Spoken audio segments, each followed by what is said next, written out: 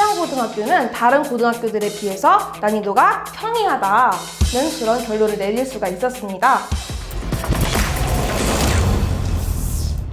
안녕하세요. 내신연구소 영어 분석을 맡은 권기현 선생님입니다.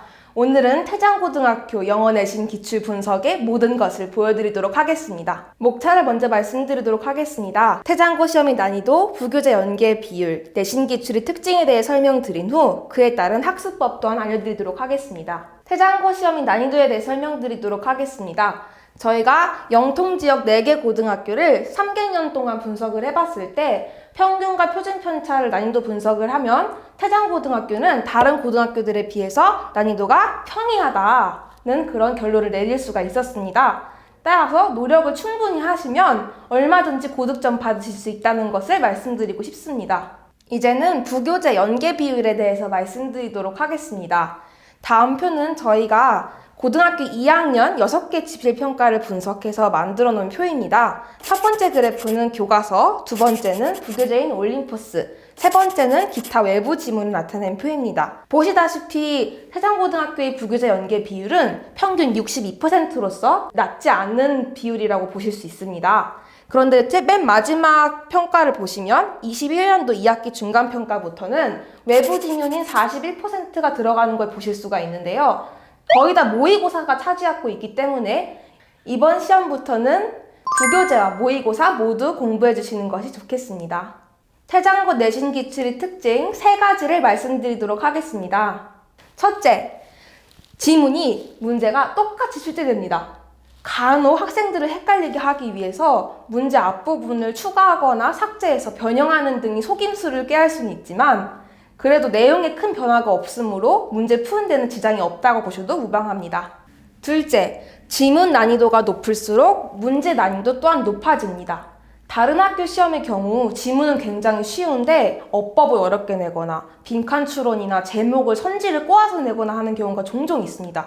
그런데 태장고등학교는 유형 자체가 특별히 어려운 유형이 정해져 있지도 않을 뿐더러 선지도 굉장히 쉽게 내는 편이기 때문에 아주 평이한 난이도라고 보셔도 무방합니다. 셋째, 전년도 기출문제는 반드시 학습하셔야 합니다. 21년과 20년을 분석해 봤을 때 연계율이 굉장히 높습니다. 어느 정도냐면 심지어 외부 지문까지 똑같은 것을 사용을 했습니다.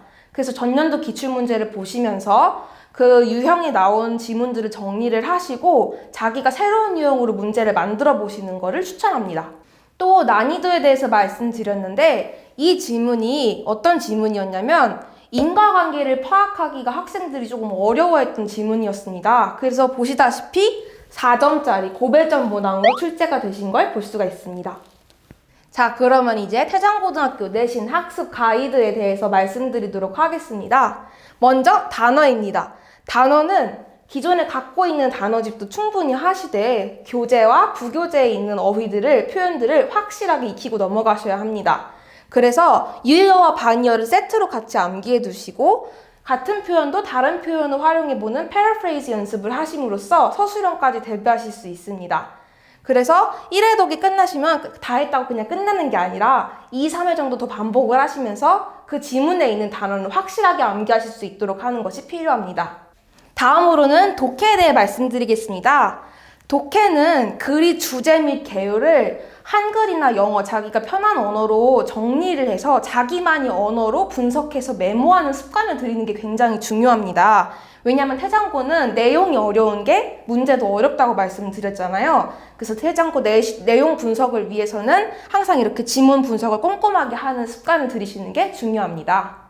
다음으로는 문법에 대해 말씀드리겠습니다. 태장고 어법은 어렵지 않습니다. 수업 시간에 강조하신 문법으로 영작 연습을 하시면 서술형 대비에도 도움이 되고 어법 문제가 그렇게 많이 나오지 않기 때문에 충분히 맞추실 수 있습니다. 앞서서 전반적으로 어떻게 공부해야 되는지를 말씀드렸는데요. 이제는 가장 궁금해하실 점수 구간별 학습 방법 팁을 드리도록 하겠습니다. 우선 50점 미만의 학생분들, 기본기가 부족하신 분들입니다.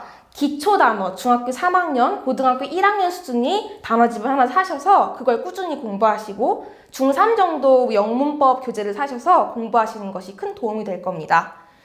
50점에서 60점 구간의 학생들은 부교재에 충실하셔야 합니다. 부교재 내용, 지문 내용 파악이 잘 되지 않았기 때문에 오답이 나온 경우가 많습니다. 그래서 아까 말씀드린 방법대로 지문 내용을 분석을 하시고 또 한 줄씩 구문 분석하는 문제집을 구비를 하셔서 구문 분석 연습을 하루에 10개에서 20개 정도씩 하시는 게 도움이 됩니다.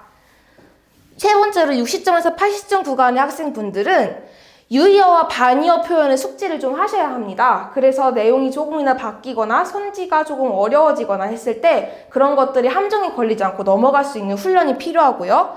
또한 아까 말씀드린 방법대로 본문 개요 정리 연습을 영어로 함으로써 객관식 오답을 줄여서 80점 이상대로 넘어가는 것이 중요합니다. 80점 이상의 고득점 받는 학생분들께서는 일단 객관식에서 실수를 줄이시는 것이 굉장히 중요합니다. 태장고등학교의 경우 15점에서 20점까지 서답형 점수를 주는데요. 객관식에서 실수가 나오면 80점 아래로 떨어질 수밖에 없습니다. 그리고 두 번째로는 주요 내용 영작 연습과 패러프레이즈 연습을 하시는 게 중요한데요. 주요 내용 영작 연습을 하라는 것은 무슨 말이냐면 문법 같은 것을 배웠을 때 그냥 문제만 단순히 푸는 것이 아니라 예문에 있는 단어들을 바꿔봄으로써 자기가 스스로 문장을 만들어 보는 것을 말합니다. 그렇게 해서 서술형에 대비를 하셔야 점수가 오를 수 있습니다. 지금까지 태장고등학교 영어 내신 기출을 분석해 드렸습니다. 시청해 주셔서 감사합니다. 저희가 마지막으로 태장고등학교와 비슷한 난이도인 모의 내신 한 해를 제공하고 있는데요. 메일 주소를 써주시면 메일로 한 해 보내드리도록 하겠습니다. 여러분들의 구독과 좋아요는 큰 힘이 됩니다. 감사합니다.